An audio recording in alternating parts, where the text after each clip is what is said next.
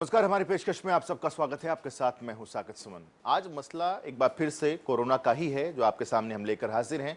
लेकिन आज ये जानने और समझने की कोशिश की जाएगी कि विश्व स्वास्थ्य संगठन, जिसकी एक बहुत बड़ी जिम्मेदारी होती है विश्व को किसी महामारी से बचाने की, उसकी जानकारी को लेकर के अलर्ट होने की और प्रिकॉशन के साथ पूरे विश्व को जागरूक करने की। लेकिन क्या डब्ल्यूएचओ ने इन तमाम नियम का पालन किया? क्या डब्ल्यूएचओ ने वक्त रहते पूरे विश्व को जागरूक किया, या डब्ल्यूएचओ किसी और तरीके से चीन के साथ इस पूरे मामले में चीन को बचाता हुआ नजर आया? चूंकि विश्व के कई देश ऐसे हैं जिन्होंने चीन पर यह आरोप लगाए हैं और साथ ही साथ डब्ल्यूएचओ पर भी यह आरोप लगाए कि उन्होंने चीन की इस कारस्तानी को छुपाने का काम किया। इसके साथ साथ आज हम जानने की कोशिश करेंगे कि आईसीएमआर किस तरीके से डब्ल्यूएचओ के आगाह करने से पहले ही चेत गया था और उसने हिंदुस्तान में पहले ही अलर्ट जारी कर दिया था। साथ ही साथ किस तरीके से आपको 5 आज हम टिप्स देने जा रहे हैं, जो टिप्स दिए गए हैं विश्व स्वास्थ्य संगठन की तरफ से कि आप खाने पीने में किस तरीके से परहेज कीजिए, किस तरीके से सावधानियां बरतिए ताकि आप कोरोना से खुद को बचा पाएं। इन तमाम चीजों को लेकर के आज की हमारी ये पेशकश, जिसमें आज हम इन तमाम चीजों का जिक्र करेंगे। तो चलिए शुरुआत करते हैं अपने कार्यक्रम की।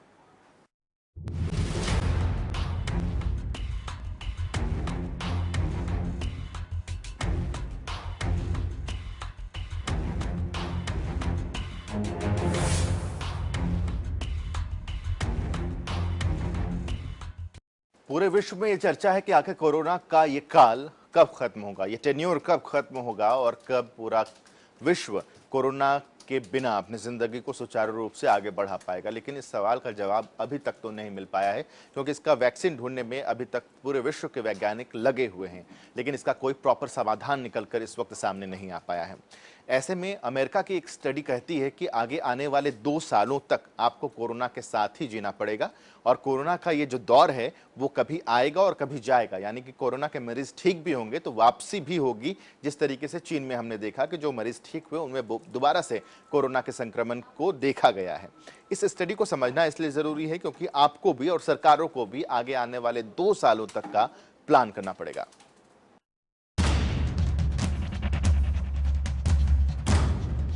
कोरोना ने दुनिया में ताला लगा दिया, लेकिन ये कोई नहीं जानता कोरोना कब जाएगा। कोई कहता है गर्मी में कोरोना भाग जाएगा, तो कोई कहता है जुलाई के बाद कोरोना खत्म हो जाएगा। लेकिन अमेरिकी शोधकर्ताओं का कहना इन सब से बिल्कुल परे है और उनकी बातें आपको न सिर्फ परेशान बल्कि बहुत परेशान कर सकती हैं। पता है क्यों? क्योंकि उन्होंने एक नई स्टडी में अनुमान लगाया है कि कोरोना वायरस महामारी का प्रकोप अगले 18 से 24 महीनों तक बने रहने की संभावना है। जी हां, अगले करीब 2 साल और। साथ ही दुनिया भर की सरकारों को आगाह किया गया है कि वो अगले 2 साल तक बीमारी के समय समय पर दोबारा सिर उठाने की स्थिति के लिए तैयार रहें। यानी कोरोना कब जाएगा और कब वापस लौट आएगा, ये कहना न सिर्फ मुश्किल है बल्कि लगभग नामुमकिन। अमेरिका के मिनेसोटा यूनिवर्सिटी में centre for infectious disease research and policy की ओर से कोविड-19 व्यू पॉइंट नाम से की गई एक स्टडी इन्फ्लुएंजा महामारी के पिछले पैटर्न पर आधारित है। इसे 4 लोगों ने मिलकर तैयार किया है। तो चलिए, आप भी उत्साहित होंगे कि आखिर इस स्टडी में ऐसा क्या है जो अगले 2 साल तक वायरस के दुनिया में रहने की आशंका है।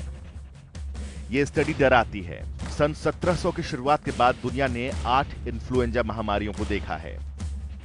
4 तो 1900 के बाद आई, 1900, 1919, 1957 और 1968। 2009-2010 में शोधकर्ताओं का तर्क सार्स और मेर्स से अलग कोरोना वायरस के पैथोजेंस को देखते हुए उसे लेकर कोई पूर्वानुमान नहीं लगाए जा सकते। इन्फ्लुएंजा वायरस और कोविड-19 वायरस के बीच अंतर होने के बावजूद काफी समानताएं हैं। दोनों मुख्य रूप से सांस की नली से फैलते हैं। दोनों वायरस बिना लक्षण के ही फैलते रहते हैं। दोनों लाखों लोगों को संक्रमित करने और दुनिया भर में तेजी से फैलने में सक्षम हैं। दोनों ही नोवल वायरस पैथोजेंस हैं।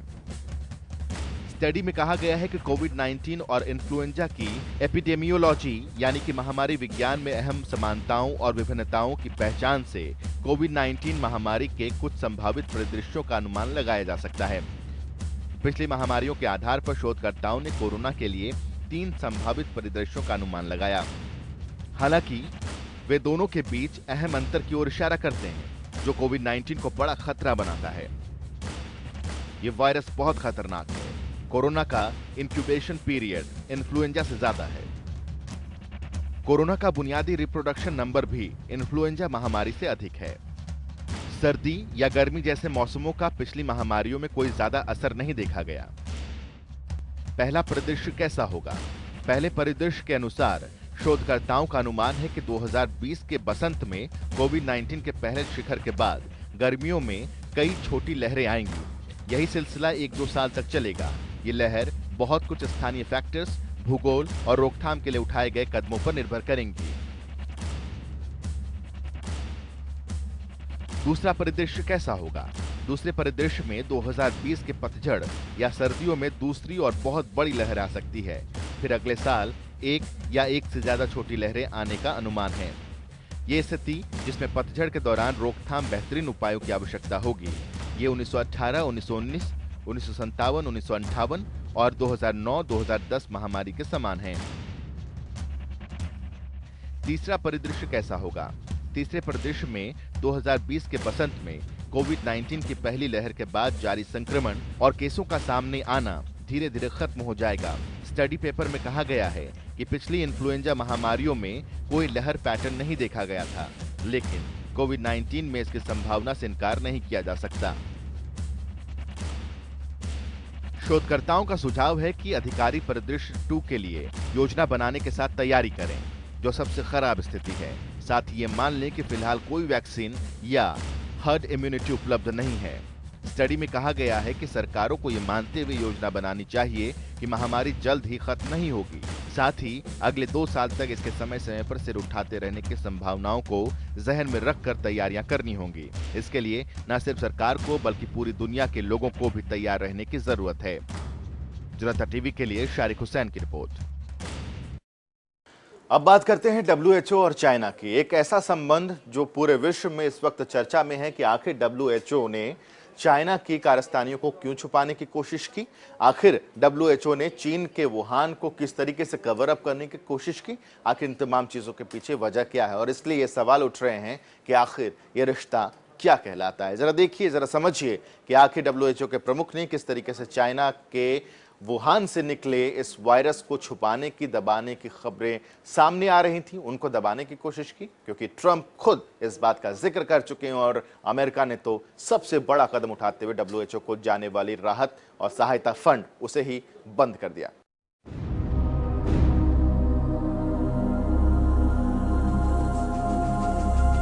चीन के वुहान से निकलकर पूरी दुनिया में फैलने वाले वायरस कोरोना ने आतंक मचा रखा है। दुनिया इस वायरस की जद से बाहर नहीं निकल पा रही है। कई देशों में आपसी मतभेद हो गए हैं, तो कई लोग चीन को इस वायरस का जिम्मेदार बता रहे हैं। लेकिन एक दिलचस्प बात यह भी है कि क्या वाकई चीन और WHO कोरोना के इस मामले में मिले हुए हैं?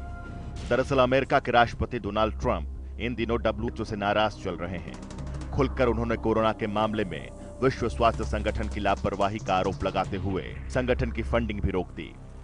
कोरोना से लड़ने में WHO की भूमिका पर ट्रंप के अलावा कई और देश भी सवाल उठा चुके हैं, जिसके बाद से लगातार ये बताने की कोशिश की गई कि विश्व स्वास्थ्य संगठन के प्रमुख की आंखों पर चीन का चश्मा चढ़ा है और इस महामारी के 120 से भी ज्यादा देशों में फैलने के लिए चीन और WHO की मिलीभगत जिम्मेदार है। सबसे पहले आपको 5 लाइनों में बताते हैं WHO कौन है और इसके अहम काम क्या हैं। WHO की स्थापना 7 अप्रैल 1948 को हुई। स्थापना के वक्त संविधान पर 61 देशों ने हस्ताक्षर किए। WHO का मुख्यालय स्विट्जरलैंड के जिनेवा शहर में है। अभी टेड्रोस एधानोम WHO के प्रमुख हैं। ये एक वैश्विक स्वास्थ्य एजेंसी है। इसका मुख्य काम दुनिया भर में स्वास्थ्य समस्याओं पर नजर रखना है। जो भी समस्या हो उन्हें सुलझाने में मदद करना। दुनिया में स्वास्थ्य संबंधी रुझानों की निगरानी और आकलन करना भी इसकी जिम्मेदारी है। WHO ने स्मॉल पॉक्स बीमारी को खत्म करने में बड़ी भूमिका निभाई थी। फिलहाल WHO जबोला और टीबी जैसे खतरनाक बीमारियों की रोकथाम पर काम कर रहा है। लेकिन दुनिया के काफी देश ऐसे हैं जो चीन और WHO के रिश्ते पर सवाल उठा रहे हैं। तो चलिए हम आपको ये भी साफ कर देते हैं कि आखिर चीन और WHO में क्या रिश्ता है और WHO चीफ क्यों हमेशा चीन की तरफदारी करते हैं। जुलाई 2017 में डब्ल्यूएचओ के महानिदेशक का पद संभालने वाले टेड्रोस एडहानोम इथियोपिया के नागरिक हैं। उनको डब्ल्यूएचओ का चीफ बनाने में चीन ने मदद की थी। वो चीन ही था जिसने टेड्रोस के कैंपेन को न सिर्फ सपोर्ट किया बल्कि उसे अपने मत के अलावा अपने सहयोगी देशों के भी मत दिलवाए। कुल मिलाकर अगर ये कहें तो गलत नहीं होगा कि चीन की मेहरबानी से ही टेड्रोस डब्ल्यूएचओ के डायरेक्टर जनरल बने थे। अब बात आती है चीन और डब्ल्यूएचओ की मिलीभगत की, तो जरा ध्यान से सुनिएगा कि आखिर हम ये क्यों कह रहे हैं कि चीन और डब्ल्यूएचओ के बीच कुछ तो खास है जो इन पर ये आरोप खुलेआम लगाए जा रहे हैं। डब्ल्यूएचओ पर शुरुआत से ही ये आरोप लगे हैं कि वो कोरोना वायरस के संक्रमण को लेकर चीन को क्लीन चिट देता रहा है। चीन से उसने कभी कोई सवाल नहीं पूछा, जिसकी वजह से पूरी दुनिया कोरोना का खतरा सही ढंग से समझ ही नहीं सकी। संक्रमण के शुरुआती मामले दिसंबर में आए, लेकिन डब्ल्यूएचओ ने कोई जांच नहीं करवाई। 14 जनवरी को डब्ल्यूएचओ ने कहा कि इस वायरस का इंसान से इंसान में संक्रमण होने के कोई सबूत नहीं है। 23 जनवरी को डब्ल्यूएचओ की आपात बैठक हुई थी, जिसके बाद भी यात्रा पर प्रतिबंध लगाने की सिफारिश नहीं की गई। यही कहा जाता रहा कि सिर्फ यात्रियों की स्क्रीनिंग ही काफी है। यानी अगर डब्ल्यूएचओ उस दिन ये निर्णय ले लेता कि चीन की यात्रा वाली फ्लाइट बंद कर दी जाए तो दुनिया बच सकती थी। 23 जनवरी के बाद से चीन में तो मामले कम हुए, लेकिन बाकी दुनिया को कोरोना ने अपनी चपेट में ले लिया। डब्ल्यूएचओ ने 24 जनवरी को इस वायरस पर ग्लोबल इमरजेंसी की घोषणा की, लेकिन यात्राओं पर प्रतिबंध की कोई सिफारिश नहीं की गई। 27 जनवरी को वायरस 13 देशों में फैल चुका था, लेकिन डब्ल्यूएचओ का पूरा फोकस सिर्फ चीन पर था और वो इसे महामारी मानने से इनकार करता रहा। 27 जनवरी को वुहान के मेयर ने इंटरव्यू में कहा था कि कोरोना से जुड़ी जानकारी बताने में देरी नहीं करनी चाहिए। ये वक्त था जब खुद चीन के दौरे पर गए और वहां से लड़ाई में चीन के राष्ट्रपति के तारीफों के पुल बांधे नजर आए। 30 जनवरी को कोरोना को महामारी घोषित करने के बजाय ग्लोबल इमरजेंसी की घोषणा की गई। तो इन सभी फैक्ट्स को समझने के बाद आप भी अंदाजा लगा सकते हैं कि दाल में कुछ काला जरूर है, और इसलिए दुनिया में कई देश इस वक्त चीन और डब्ल्यूएचओ से नाराज हैं। फर्क बस इतना है कि कोई बता रहा है तो कोई छिपा रहा है। जनता टीवी के लिए शारिक हुसैन की रिपोर्ट।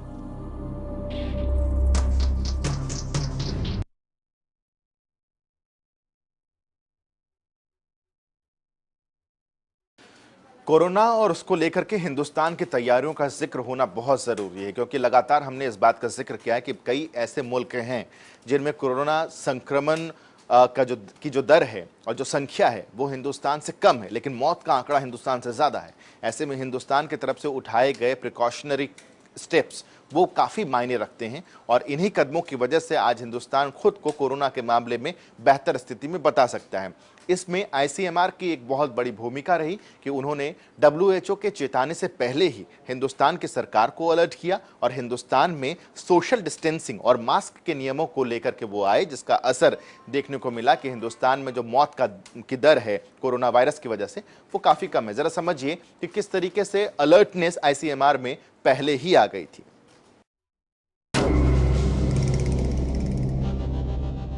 कोरोना एक अनदेखा अनसुना सा वायरस, जिसकी दस्तक चीन के वुहान में दर्ज सबसे पहले हुई, और आज दुनिया के लगभग हर देश में पहुंच चुका है ये वायरस। कई देश घुटनों के बल आ गए तो कई देशों की कमर इस वायरस ने तोड़ दी। लेकिन इस बीच दुनिया की सबसे बड़ी स्वास्थ्य ऑर्गेनाइजेशन डब्ल्यूएचओ की भूमिका पर सवाल उठने लगे हैं। ट्रंप से लेकर कई बड़े देश डब्ल्यूएचओ की भूमिका पर सवाल उठाने लगे हैं। लेकिन इसी बीच ये वायरस भारत में भी पहुंचा, और देखते ही देखते इसकी तादाद हजारों में पहुंच गई। लेकिन भारत का स्वास्थ्य ऑर्गेनाइजेशन आईसीएमआर ने एक ऐसा फैसला लिया जिसकी बदौलत दुनिया में उसका रुतबा बढ़ गया। बड़े बड़े देश भारत की सराहना करने लगे, और ये सब हुआ इसलिए क्योंकि डब्ल्यूएचओ पर उठते सवालों से आईसीएमआर और भारत सरकार ने जल्द सीख ली और डब्ल्यूएचओ से किनारा कर लिया। कैसे, देखिए। WHO versus ICMR. डब्ल्यूएचओ ने 30 जनवरी को कहा कि चीन की यात्रा पर प्रतिबंध लगाने की सिफारिश नहीं करेगा। भारत ने फरवरी के शुरुआत में ही अपने नागरिकों को चीन की यात्रा न करने की सलाह दे दी। डब्ल्यूएचओ ने 16 मार्च को डब्ल्यूएचओ चीफ ने कहा, कोरोना से लड़ने का मंत्र टेस्ट टेस्ट और टेस्ट है। 21 मार्च को आईसीएमआर के डायरेक्टर ने कहा, बिना देखे सुने टेस्ट नहीं किए जाएंगे।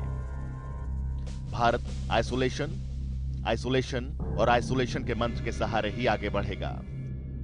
डब्ल्यूएचओ ने बीमारी के लक्षण वालों स्वास्थ्य कर्मी को ही मास्क लगाने की हिदायत दी थी। भारत सरकार ने बाहर निकलने पर मास्क के इस्तेमाल को लेकर एडवाइजरी जारी कर दी। डब्ल्यूएचओ ने कोरोना से लड़ने के लिए किसी विशेष दवा की सिफारिश नहीं की। भारत ने प्रयोग के तौर पर एंटीवायरल हाइड्रोक्लोरोक्वीन इस्तेमाल करने को कहा।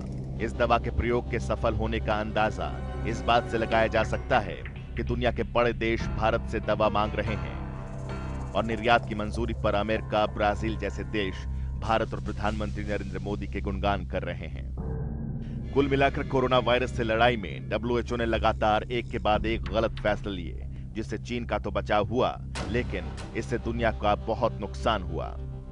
हालांकि भारत ने यह चाल समझी और जल्द सबक ले लिया, तभी आज भारत का हाल दूसरे देशों की तुलना में काफी बेहतर है। जनता टीवी के लिए शारिक हुसैन की रिपोर्ट। एक तरह से पृथ्वी ने खुद को रीस्टार्ट कर लिया है, वातावरण ने खुद को रीस्टार्ट कर लिया है और अब पूरी दुनिया में जो वातावरण है वो बहुत ही स्वच्छ देखने को मिल रहा है। लेकिन इन तमाम चीज़ों से इतर हिंदुस्तान के साथ साथ विश्व के जो लोग हैं उन्होंने भी अपनी दिनचर्या को बदला है, जीवन शैली को बदलने की कोशिश की गई है। ऐसे में कुछ सतर्कताएं और बरतनी होगी पूरे विश्व को। इसलिए डब्ल्यूएचओ ने यह बताया है कि खाइए मगर सावधानी से, सावधानी आपको बरतनी होगी ताकि आपके खाने के जरिए कोरोना आपके शरीर तक ना पहुंच पाए। देखिए रिपोर्ट। कोरोना वायरस को लेकर विश्व स्वास्थ्य संगठन की तरफ से कई गाइडलाइन जारी की जा चुकी हैं। सफाई और सुरक्षा को लेकर कई तरह के दिशा निर्देश जारी किए जा रहे हैं। तो कोरोना से लड़ने के लिए हर तरह की एडवाइजरी डब्ल्यूएचओ जारी करता है। लेकिन पहली बार डब्ल्यूएचओ की तरफ से फूड सेफ्टी को लेकर कुछ और टिप्स दिए गए हैं। साथ ही ये बताया गया है कि ये क्यों जरूरी है। तो आइए जानते हैं कि खाने को सुरक्षित रखने के लिए किन 5 तरीकों का इस्तेमाल किया जा सकता है। तरीका नंबर 1, सफाई का विशेष ध्यान रखें। खाना बनाने या कोई भी खाद्य सामग्री छूने से पहले हाथों को अच्छी तरह से साफ कर लें। टॉयलेट के बाद हाथों को अच्छे से धोएं। खाना बनाने के लिए इस्तेमाल होने वाली सभी सतह को अच्छे से धोएं और सैनिटाइज कर लें। किचन एरिया को किसी भी तरह के कीड़े मकोड़े और जानवरों से दूर रखें। क्यों है जरूरी? अधिकांश सूक्ष्मजीव बीमारी का कारण नहीं होते, लेकिन गंदी जगहों, पानी और जानवरों में खतरनाक सूक्ष्मजीव व्यापक रूप से पाए जाते हैं। ये सूक्ष्मजीव बर्तन पोंछने, किचन के अन्य कपड़ों और कटिंग बोर्ड में आसानी से आ जाते हैं और हाथों के जरिए खानों में पहुंच सकते हैं। इससे कई तरह के खाद्य जनित रोग हो सकते हैं। नंबर 2, कच्चा और पका हुआ खाना अलग अलग रखें। कच्चे मीट, चिकन या सी फूड्स को अन्य खाद्य पदार्थों से दूर रखें। कच्चे भोजन के लिए सामग्री और बर्तन अलग रखें। कच्चे भोजन में इस्तेमाल होने वाले कटिंग बोर्ड्स और चाकू का इस्तेमाल फिर दूसरा खाना बनाने में ना करें। कच्चे और पके भोजन के बीच दूरी बनाने के लिए उन्हें किसी बंद बर्तन में रखें। क्यों है जरूरी? कच्चे भोजन, विशेष रूप से मांस, पोल्ट्री, सी फूड्स और उनके जूस में खतरनाक सूक्ष्मजीव होते हैं। खाना बनाने के दौरान ये एक से दूसरे भोजन में भी जा सकते हैं, इसलिए इन्हें अलग अलग रखना जरूरी है। नंबर 3, खाना अच्छे से पकाएं। खाना अच्छी तरह से पकाएं, खासतौर से मीट, अंडे, पोल्ट्री और सी फूड्स। इन्हें 70 डिग्री सेल्सियस पर धीरे धीरे उबालकर अच्छे से पकाएं। इनका सूप बनाते समय इस बात का ध्यान रखें कि ये गुलाबी रंग का ना दिखे। ये पकने के बाद बिल्कुल साफ दिखना चाहिए। तापमान चेक करने के लिए आप थर्मामीटर का भी इस्तेमाल कर सकते हैं।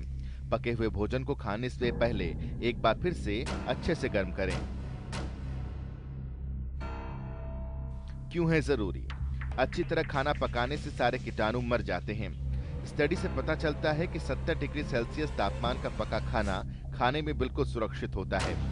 खाना पकाने में जिन पर खास ध्यान देने की जरूरत है वो है कीमा, मीट और पोल्ट्री फूड। नंबर 4, खाने को सुरक्षित तापमान पर रखें। कमरे के तापमान पर पके हुए खाने को 2 घंटे से अधिक न छोड़ें। पके हुए खाने को उचित तापमान पर फ्रिज में रखें। भोजन परोसने से पहले उसे कम से कम 60 डिग्री सेल्सियस तापमान पर अच्छे से गर्म करें। खाने को फ्रिज में बहुत देर तक ना रखें। क्यों है जरूरी? कमरे के तापमान पर रखे खाने में सूक्ष्म जीव बहुत तेजी से बढ़ते हैं।